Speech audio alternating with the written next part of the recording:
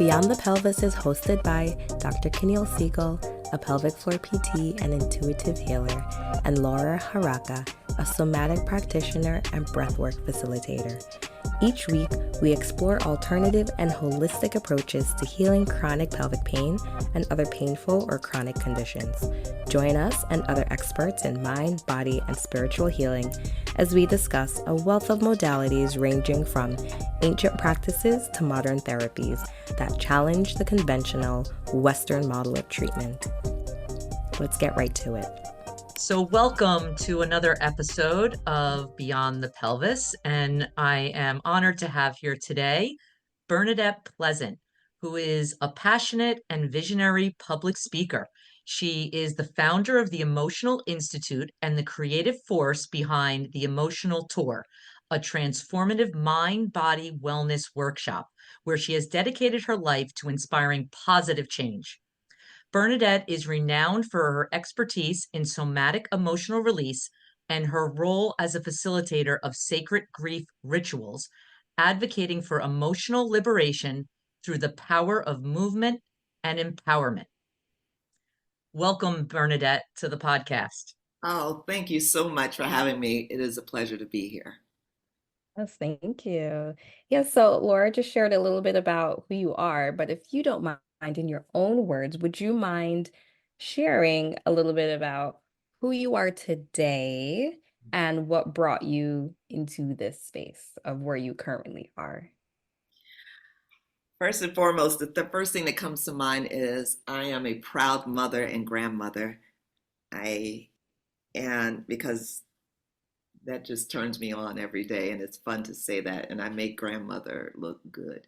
Uh, I Today I am a work in progress. I am attuned to what I am going through in such a sober way. How I live, how I experience life, it is my desire to be wide-eyed and awake to it so that I can experience it fully, whatever it is, the good, bad, and everything in between. It's all this gorgeous, gorgeous journey. And I have found that my own exploration and my own curiosity about whatever it is that I am experiencing, it is my desire to be a living example of what it's like to be wide-eyed awake to what is happening, to healing, to being present to what is, and looking at everything I experience like wonder, quite honestly. So I am, yes, the creator of the Emotional Institute, but more than that,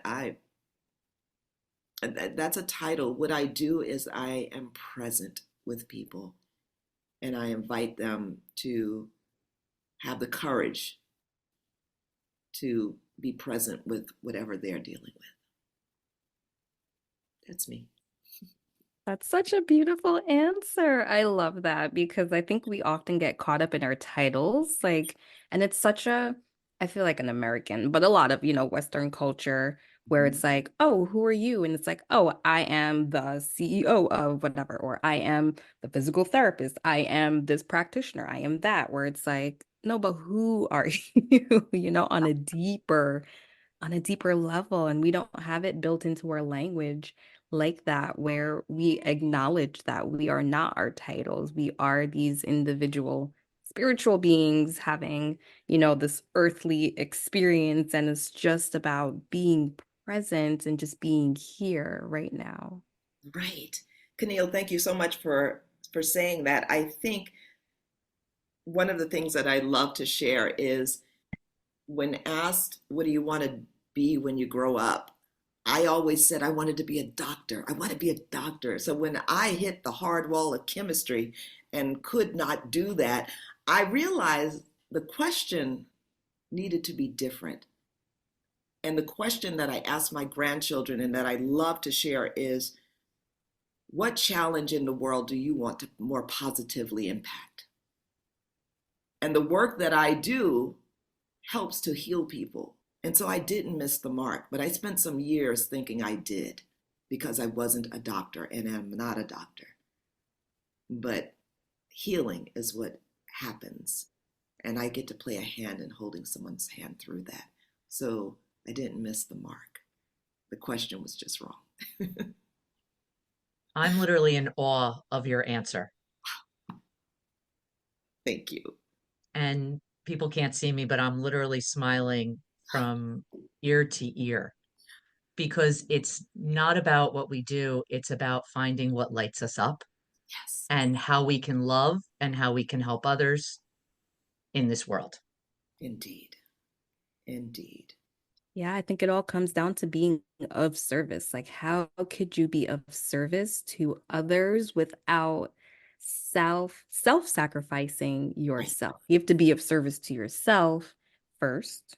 I mean, we were just talking about rest before we started recording. Yes, Then you have to, then you can be of service to others. indeed. That's the real question. I like that. I'm gonna start asking my kids that. Not that I push that on them, like, what do you want to be? I don't think I've ever asked my kids that, to be honest, because I just want them to be happy and experience and explore and, all the things that our ancestors wanted for us. Of course, Yes. I want that for my children too, but I think that's a good way of phrasing that question if I were ever to ask my children or other children or anyone else. Sure. And it makes them curious and it broadens, rather than this myopic approach, I want to be a surgeon. I want to be a this or that. What I really wanted to do always was see that open, better, like I've been, yes, been through something, but I feel more expansive now. I feel healthier now, and whatever that looks like. So I think it's a great question, and it is one that widens the purview. So I'm just curious, you had this feeling to go into the healing space where you wanted to help others. How did the Emotional Institute become created? Hmm. The Emotional Institute became created because of my own need to heal. As a child, I lived in a very shut down environment, one that I was not able to fully express myself. There were a lot of rules, a lot of religion, and in hindsight, I can understand that my mother was depressed. And because when you live with someone who is depressed, you measure everything you do. And I felt a responsibility to not upset her, and therefore I moved very carefully. And I realized over time that I had become very, very small. And I got a big ass personality. And I love my favorite color is orange. Come on. I mean, there's nothing about me that is overly cautious and careful, and yet eggshells have been the way I stepped. So as I grew older, but I did know internally that this wasn't right. I may not have had the language for it, but I knew I didn't like confinement. And I'm just sort of giving highlights. At some point, I started working with a therapist. Thank God. And we spent a lot of time and many years together. And she helped me so much. But there came a moment, a time, when I personally could not regurgitate my story one more time.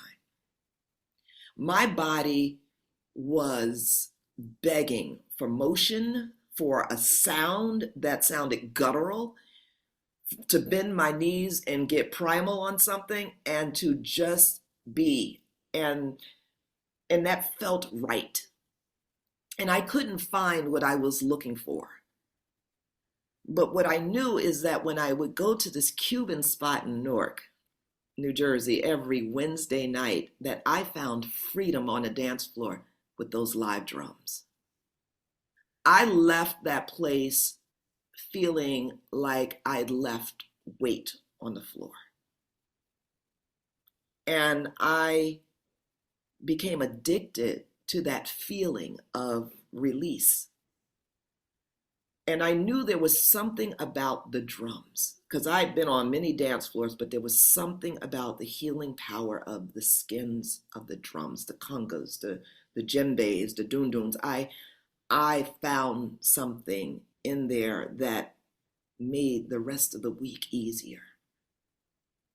And I began to study what was it about the drums. And the more I learned, the more I knew this was what I needed.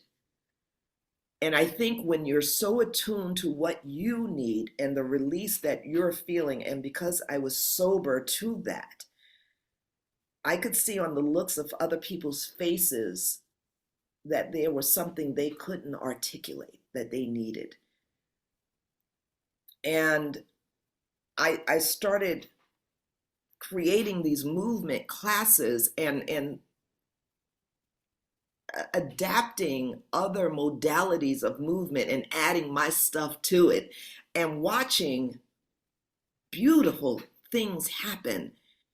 And at a certain point, I had to be responsible and courageous enough to say, I got to stop trying to change someone else's work and create my own.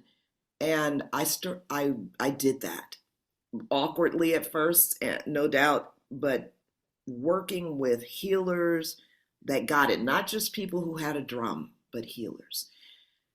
And the work began to expand, and I'm still blown away by what I see happen in the rooms when people experience and express themselves through the emotional tour.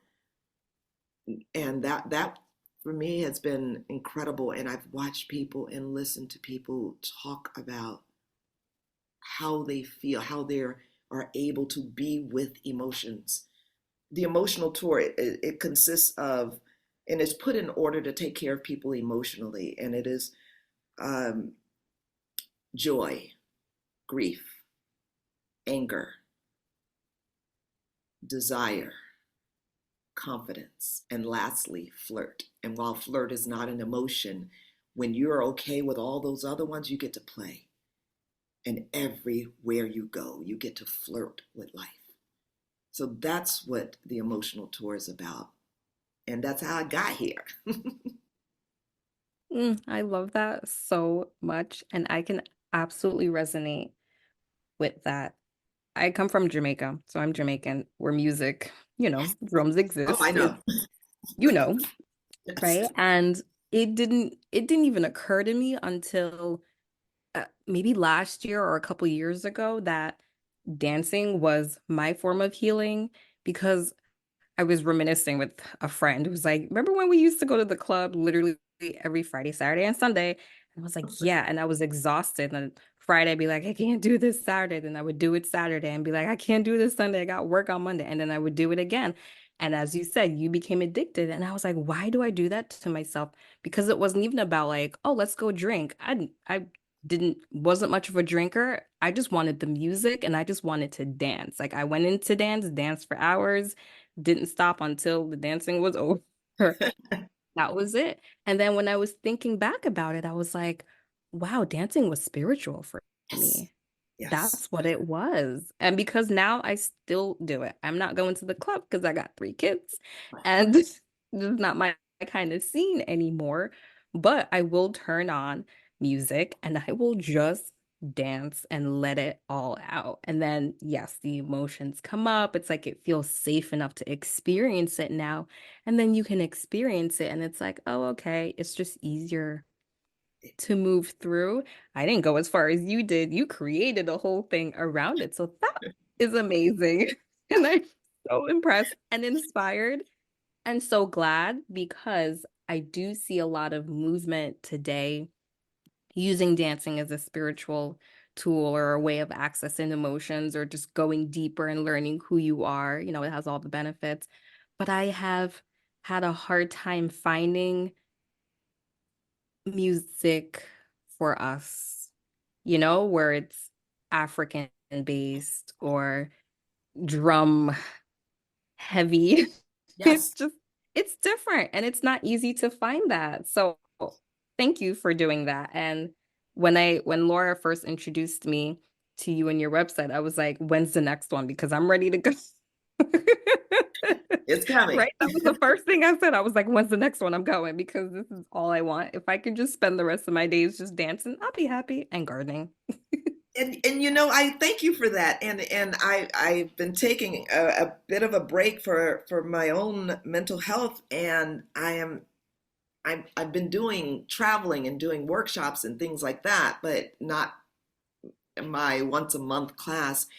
And I'm careful to, I just want to just say this. I get very careful in my description to not use the word dance, because what happens is so many people will say, "Oh, I can't dance, so I can't come." Oh my God, no, no, please. This is about movement and this is about release. It is release work. So there are no steps to learn. I do not teach dance. I I really want the concept of whatever moving through emotions looks like for you, whether that's rolling on the floor, jumping up and down, you know, small movements, whatever it is, it's perfect. And and you know, sometimes great dancers, and I love to dance, and I dance is like it's in me. But great dancers can really hide emotions well, because they can make it look like, you know, the thing as opposed to really feeling it. And I see right through that. I have a gift of seeing and really just pulling out what needs to come out. But what I do know is healing does not look like a dance move. It looks crazy. It looks wild, and sometimes it looks still. And I use those drums because it bypasses the thinking of what something needs to look like. So the drums for me have been, they're a co-teacher. They really make my job easier. I feel like as a grandmother, I like the drums help hide the broccoli. You know, it's just like it's in there, and it works for everybody. It's universal. The drums were the first beat you ever heard. So I don't create safe spaces for people to come learn moves. We're trying to override the thinking mind to be in a space of growth and development, just like you were when you were hearing that beat. You were growing, you were expanding, you were getting ready. And so those drums are used to help override our thinking mind that wants to get it right and look pretty and hide what we're feeling. Yep, I'm so glad you said that because number one, I'm a terrible dancer, and perfect. that's okay. It, Yes, I'm actually okay with it. I wish I could let loose a little more. It's something I really want to experiment with, but I will tell you, it wasn't a spiritual thing for me, but dancing was one of the ways I healed. sure. I decided to do a dance for my therapist who danced down a hallway for me for years to try to get me to laugh and smile. So I wanted to, out of love and gratitude, make a dance for her. So I went home and practiced every single day with my kids. And it wasn't about letting loose, but I was having fun with my children.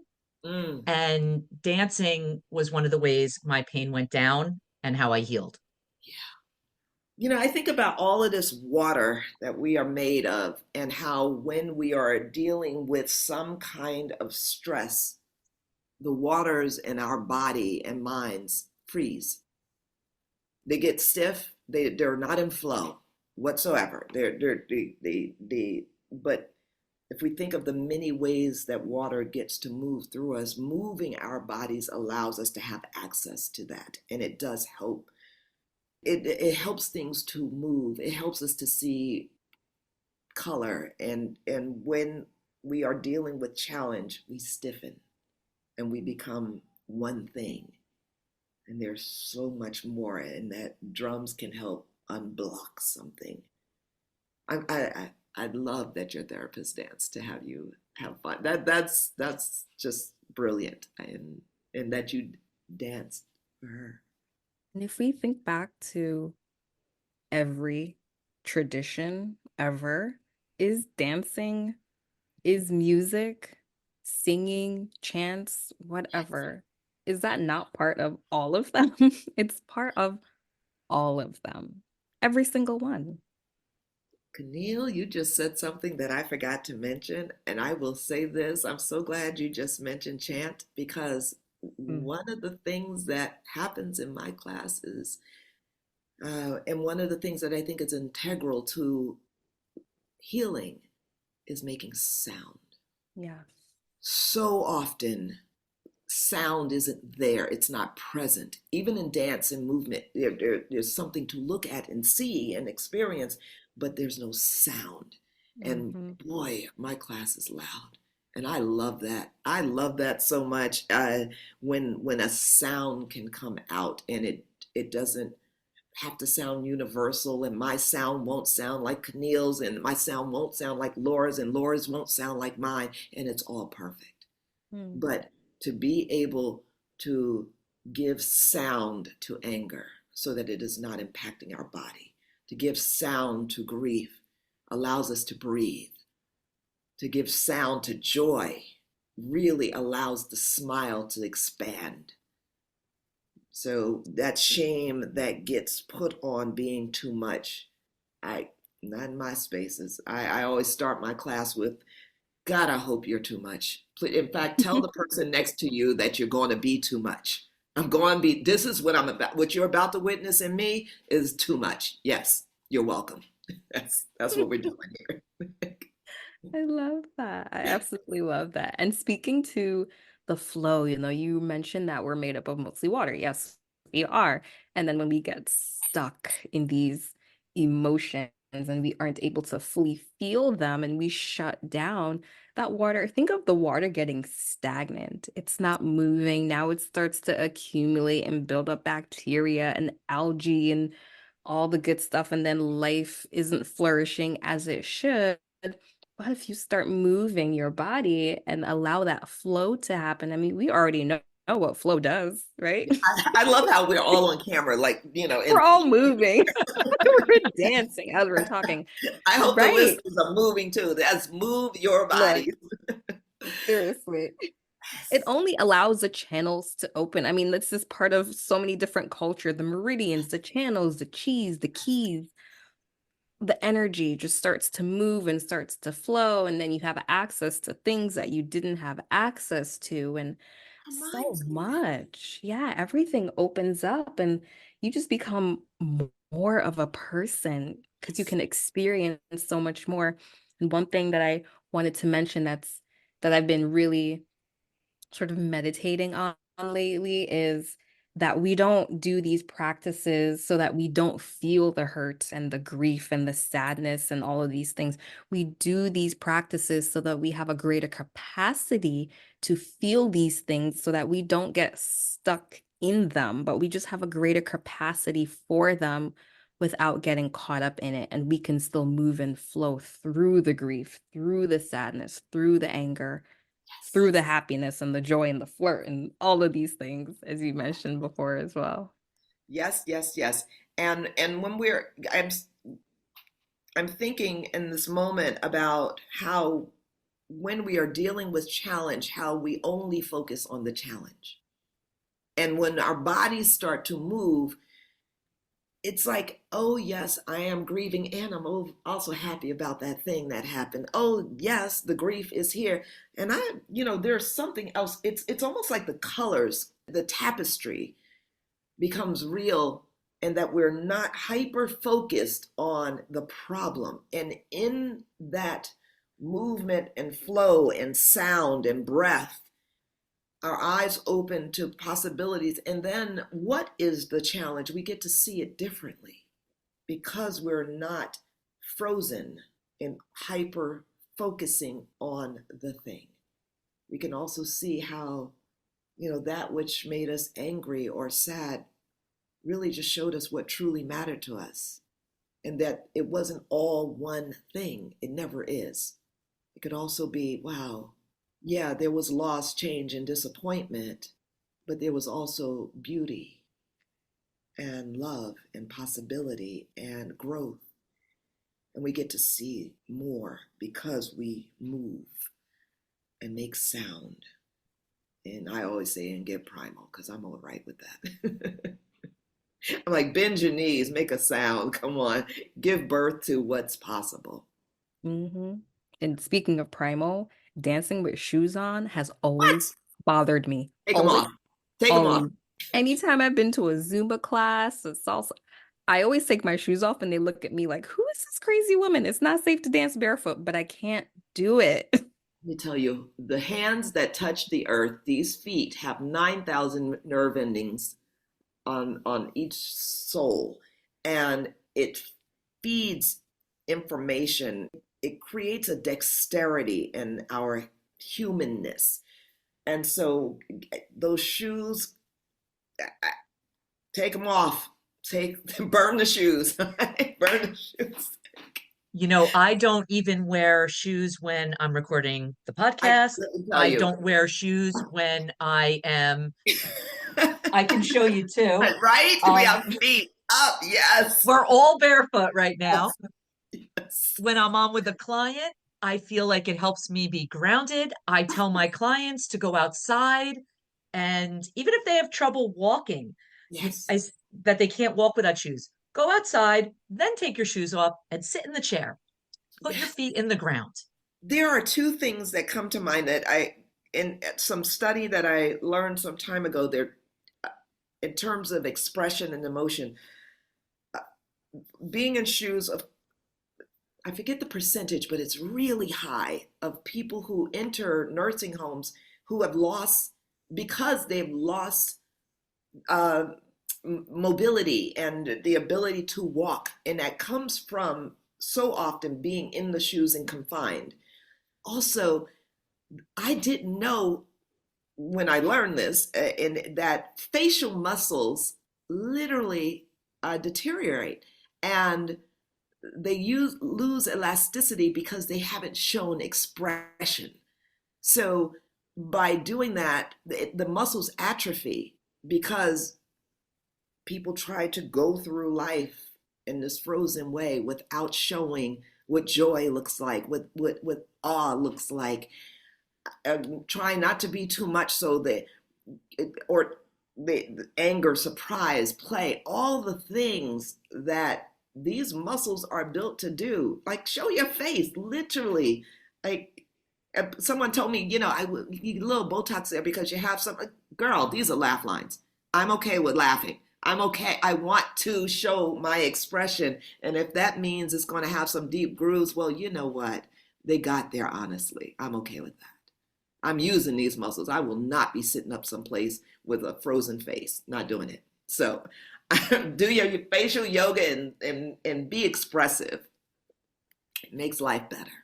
Now, this leads me to think about this was a question I asked myself not too long ago, actually. Actually, it was a conversation between me and my husband. My husband is of Russian, German, French descent, mixture of all the European things. And he grew up in New York City. He's a white man, right? I grew up in Jamaica. I'm a Black woman, right? And the question was about the conversation went to a bunch of different places, but it started as maybe Black people, Black and brown people are not as stuck and serious because we express ourselves more specifically through movement, Mm. right? We more readily express ourselves more through movement. The whole dance culture, music is very, I mean, where does it come from? The roots is very African, right? All of it, the dancing, the music, rock and roll, blues, jazz, all of it is very African based. And that was a conversation we had. Like maybe we just do better because we more readily accept these things. Mhm. And you mentioned using our facial muscles. We are very expressive people. You can see it in the eyes, the cheeks, the like we use our whole face when we express our emotions. And of course, I'm thinking like, oh, maybe that's why Black don't crack. And maybe Well, right? what comes to mind, and I want to share this, is the study of axiology. Axiology is, so there's the equator. And for any who aren't familiar with this, and this is just really simply put, there's below the equator, warmer climates, above the equator, cooler climates. People are from both. And in the study of axiology, in the north region of the world, the growing season, the object is food, survival, always. And up here, there's a short window of time when food is available. So math is important, clothing is important for survival, learning how to store food, very important. And because this work, it's work to make sure we survive, the importance is put on what matters. That's it. South of the equator, food's plentiful. There's always something growing. So what matters becomes relating to people. In the North, they ain't got time for that because of survival. And this is a generalization. But eye contact, family, touching, holding, expression gets to be had because there's the survival isn't in a short period of time. So what happens in the northern region, these people down here, they're wild, they're free, they're wearing less clothes, they're doing all these things because they can. Whereas they in the South look up and they're like, God, they're uptight, they're this, that, and the other, but it's because of survival. And so how that seeps into different ways of being and viewing and living is so different. If I need to worry about eating, I don't have time to dance. If food is plentiful and my family is good, we're going to dance together. We got time for that. Survival is not our issue. And so it becomes this way of looking at how we are what we are and where we came from. And sometimes judgment comes in with these different things, whereas curiosity gets us to be like, now I see how that is. And we just get to, and I remember um, in this class having my eyes open because of this study of axiology and learning to understand people differently. They live differently because of what the object was. Survival is different. That And just it makes so much impacts sense. everything. It impacts everything. A child sitting in school getting the same test and wondering, people saying, well, he doesn't get it. He doesn't get, do you know his name? Talk to him. He needs your eye contact. He comes from a place where that means safety. And when he feels seen and heard, he blossoms. Whereas someone else doesn't need that because they just grew up differently. We, it is imperative to not treat it all the same because it's not. Yeah, we have to consider our lineage, Right. generational history, anthropology, like it all makes sense. So thank you for bringing that up. And it does take curiosity, right? Instead of pointing the fingers and being judgmental and saying, what's wrong with you? Asking the question, I wonder why or how come. Indeed. Indeed. Yeah. I mentioned to you earlier in our previous conversation about my mom passing recently, and I think that shifting our questions, I used to wonder, how could she? How could she? And I lived with that for years. And then I realized I was asking the wrong question, and that question kept me stuck. The question is, what happened to her that could cause certain things? And it ushers in the compassion when we ask different questions, rather pay attention to the kinds of questions we're asking, especially if they're repetitive, because that keeps us stuck in a mindset that doesn't allow flow and openness and understanding. Yeah, compassion is the key. Yeah. Mm-hmm. Compassion for others and compassion for ourselves, Yes. right? So I'm just wondering if it would be okay to talk about grief for a little bit Mm, and how it shows absolutely. up in the body. Oh, yes. Ooh, grief. How grief shows up in the body. Now, I want to talk about first mention the difference between mourning and grief. Mourning is what shows up on the outside. Grieving is what happens internally. And grief is change that you didn't want. And there are three ingredients to grief, and that's loss, change, disappointment. Those three ingredients make for grieving. It's like the perfect storm. There are so many ways in which people grieve.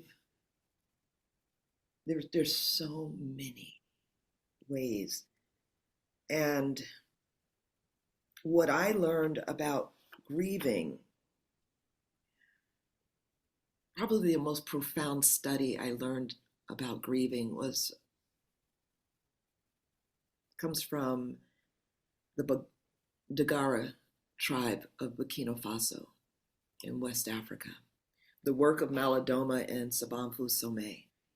There's a question that is asked in the grief ritual that I think ushers in so much compassion, and that when someone is grieving, and there's a whole beautiful ritual that I love offering and sharing, but this question is, have you grieved enough? That question, every time I say it, utter it, hear it asked, or teach someone to ask that question of themselves or whoever is grieving, it takes my breath away, because there's patience and understanding and curiosity rather than rushing and ignoring and being put off by grief. I think we grieve a million things a day, and we can grieve and laugh, we can grieve and eat, we can grieve and play, we can grieve and make love, we can grieve and have joy. Grief is, it's really just some kind of change that you didn't want. And I think allowing ourselves to grieve whatever we are grieving, being aware of it, certainly helps us to um, move more towards love. And yeah, yeah, I'm I'm a big fan of grief. I'm a big fan of the process of grieving and the acknowledgement of such. I think one's capacity to acknowledge their grief really helps exponentially to the amount of love and joy they can have. They're sides of a coin. I love that question of have we grieved enough? And Malidoma Somé, Patrice Somé, Of Water and the Spirit, that book changed my life. Absolutely. Completely changed my life. I recommend that book to anyone anyone who Yes. is of the diaspora, Yep. highly recommended book to really shift and just change our thinking. You know, he talks about when there's a loss of a family member or someone in the community, how there's people who their job is to come and cry, Yes. express, and scream, because that then encourages the Yes. full expression of grief. Hmm. There's drums, there's music, there's singing, dancing, there's a whole ritual around it. When you brought him up, a little tear came to my Oh, eye, because as much as I love that man and he passed on, but having read his book, you understand. he You lived. know there's He purpose lived. to that. Yep. Okay, it's all right. He'll be back. Yes, indeed. And he lives on because of that share.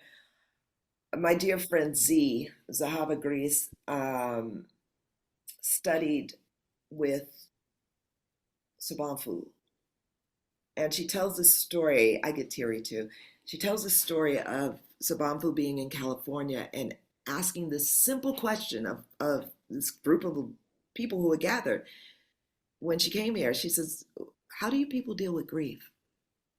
Can you imagine the question she was, the answer she got? You know, we medicate it, we ignore that shit, we cry in the dark. Like there is no what, like and her response after hearing the different reactions was, "Wow, that explains a lot." It just blew my mind. It blew my mind to just hear that because the Dagara are not sad people. They're joyous people because they express grief. They don't repress it and try to medicate it, create obstacles of distraction to not be with it. They are sober to it, and as a result to it, they get through it, not over it. They move through it with courage. We live in a culture where if we don't understand something, we shame it. Even people, if we don't understand them, we create a barrier. Something's wrong with them. Whereas, grief is universal and it is something that has been labeled as heavy and uncomfortable, and therefore keep it to yourself. I don't want to feel it. I don't know how to be with it. And it really just allows it to always be there in an unhealthy way. I wish I could think of a better way to describe this, but I haven't to date. I'm a work in progress, but I think of grief like stepping in shit. And literally, if you don't take that shoe off and clean it, you will take it everywhere you go. You have to look at it. You have to get up in the grooves and clean it out and be with it. And it's okay to say, some folks, I got some on my shoe. I got it. This is what's happening here. And I'm going to need to take all the time it takes to clear this off out. And it's not that we get rid of grief. We don't. Our relationship to it changes because we are sober to it and with it.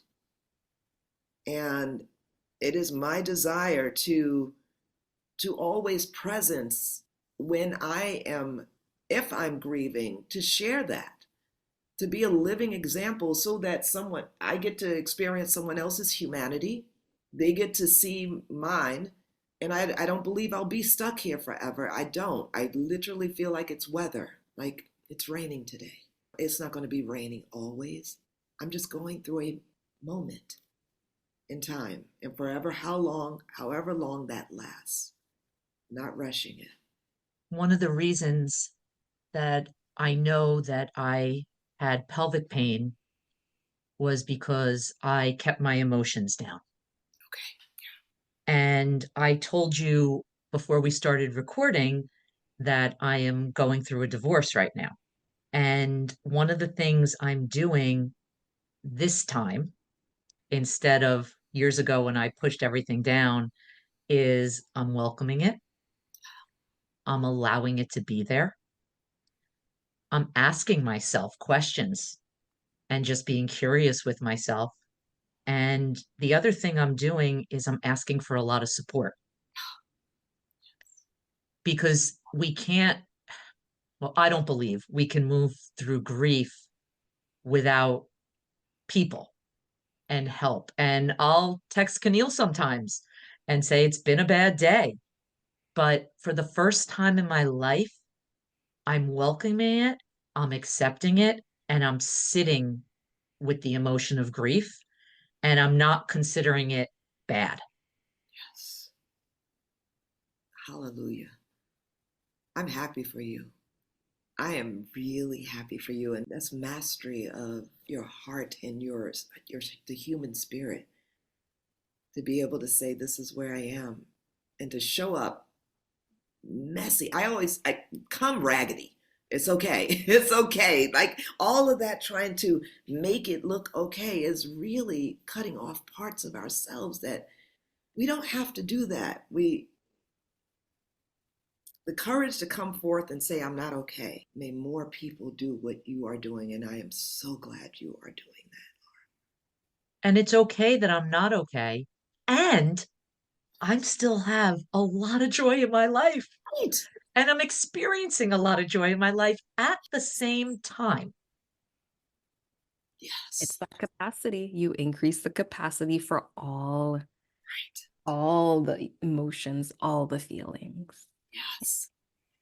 Yeah. You know, when my mom passed, I grieved and am grieving not just her death, but how I was defined by her being here. So there was this connection of, who am I without her? Who am I because of her? There are so many facets to grieving.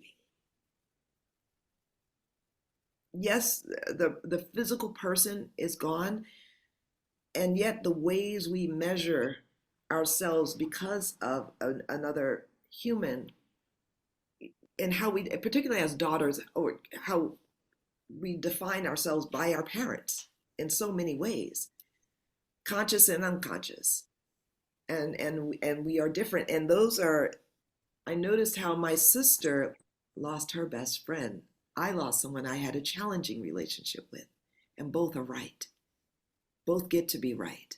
I've been writing since my mom's passing, and I share these in the book I'm writing. It is about grieving someone who you had a challenging relationship with. It's not a, well, I was going to say it's not a beautiful story, but I think it is always beautiful if it's true.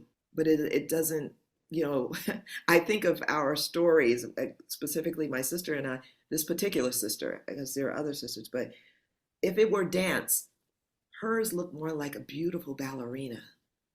And mine looked like something with bent knees, primal, and dragging the backs of the hands on the ground and grunting. But it was my dance, and it's true. And they're both okay to have. So our relationship to what we are grieving, I grieved a divorce that I wanted. I mean, I did not want to be with this person anymore, and the way it defined how I was living, and yet it was the end of something. We grieve endings. You can actually grieve something that you want. So grief is so complex, and it's such a place to get curious and to slow down and be with all. When we try to not feel, we find ourselves looking for something that we can get addicted to, whether that's TV or sex or reading or journaling or spiritual practice or meditation or yoga or food, or it's the consumption of it to try to not feel. I think it's so important for grief healers and coaches to be able to be with someone and present, because it's hard work, especially if you've never seen it expressed in a healthy way, which most people have not. We've seen anger, which often covers grief. We've seen checking out. We've seen working really hard. We've seen some examples of how to cover this thing called grief, but being with it, that takes something special. It doesn't look like it's just at first glance, but I feel like pelvic floor work is grief work. Oh, I right? bet. Whether it's prenatal, postpartum, they're coming in with an injury or a tear, or they can't have sex, or they have a prolapse, which is so emotional. It's grief work. They're grieving expectations, right? The Mm. loss of not having expectations that came to reality, or disappointment of the birth, or if it's pelvic pain, the disappointment or the loss or change of my life is like this instead of like that. And then having to hold and support space for that. And I noticed early on it was quite emotional, and I took on too much because I didn't have those boundaries. I just did not have those energetic boundaries, and I took on way too much until it got to the point where I had to learn how to support and hold space. It takes work and effort to be able to support someone through grief work. And as I said, it doesn't look like that being a pelvic health PT, but it really is. Oh, yeah. You know what's interesting? I just had a thought, and I coach people also in public speaking and telling their stories from the heart, not sharing about science, but the stories that live in our bodies that um, when it's time, and I say when it's time because Yeah. every story isn't ready to be told, but the ones that want to be told so often, people I'm working with, I can tell when they are clenching their anus, Mm. which many people do when they talk, and their voice changes. And I often am saying, "Relax your ass." And I, but I can't help but think in terms of the whole region of pelvic floor, what is going on as they're tightening and squeezing. Tightening. Oh my goodness. Yeah. Wow. Yeah.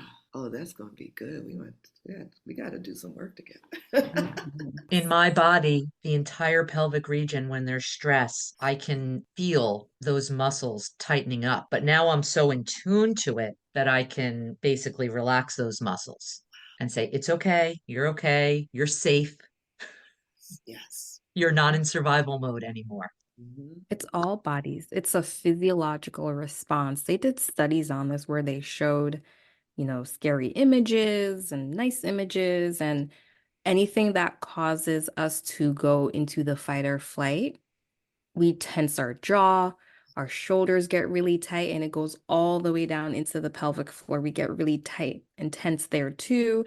I'd imagine in the guts area, that's tense too, which is why people feel like a knot in their stomach, that sinking, heavy feeling, right? It all just gets really tense and tight. And that has been proven, it's researched and studied. And yeah, you are right. You can hear it in the voice. The vocal cords and the pelvic diaphragm, they are mirrors of each other. They look the same. And which is why during pregnancy, if someone's giving birth and they're clenching in their jaw, baby's not coming out. You better relax and open that mouth and make some deep guttural sounds so that your pelvic floor can relax and open so that the baby can come through. Wow. Also happens with constipation and other things as well. It's not just anyone having babies, it can happen to men as well who are constipated. Well, are you clenching? Are you in a constant state of fight or flight? Huh. I know those muscles contracting that, anytime the cortisol and all is being released, it's all this tightness is happening. I wonder what happens in freeze and fawn. I'm just curious. So my curious mind goes there. My trauma response tends to be fawn. And so Yeah. Curiosity, right? That's a good uh, question. Something to think about. grief in the body, it impacts so much of how we digest food, how we rest, that bitterness that sets in when we're not dealing with what is there but trying to mask it and trying desperately to mask it. It's like a hole that you just keep scraping together something to cover it because I just can't deal with, or we think we can't deal with the whole. There's this survival way people go to, if I don't keep this hole covered, but with something, social media, texting, whatever, just give me something to cover it with so that I am not with this hole. But that scramble really gets exhausting and it's frantic. And at some point, the body just collapses because it can't keep that going. And there's such a need for being able to be supported through that, whether it's with books or with a coach or a friend, or you can do it with self. However, we heal by being witnessed. We heal by being witnessed. And so hiding in the dark and trying to cover that hole by any means necessary doesn't help us to heal. It prolongs it. It's actually harder work. Yeah, it is. I'm just curious if there's anything else you'd like to add today before we wrap up. Any last words? I love this conversation so much. It's been fantastic. I feel like we've been all over the globe in the most lovely and rich way. On grief, it takes courage and an admission of, I don't know how to do this alone. I'm afraid. I would encourage people to be with grief, to muster the courage of knowing that they're doing themselves a favor by acknowledging it, whatever it is. It's not always a loss of a person. Sometimes it's a loss of identity, or grief is love with nowhere to go. There's something that we wanted to love or be with, that there's just, it's not possible. And that it is a time to slow down and to be compassionate. In my workshops, I have people literally put their arms in the position of cradling a sleeping or resting pet or baby, and to just know that that's what their heart is needing in this moment, in this season. May they slow down and cradle their hearts, say no, ask for what you need, ask for help and support, but mostly slow down and be present to it. It will pass. Thank you so much. I love that we end the way we started, with presence. So thank you for that. This has been beautiful. Really appreciate it. Thank you for being here with us. We appreciate it.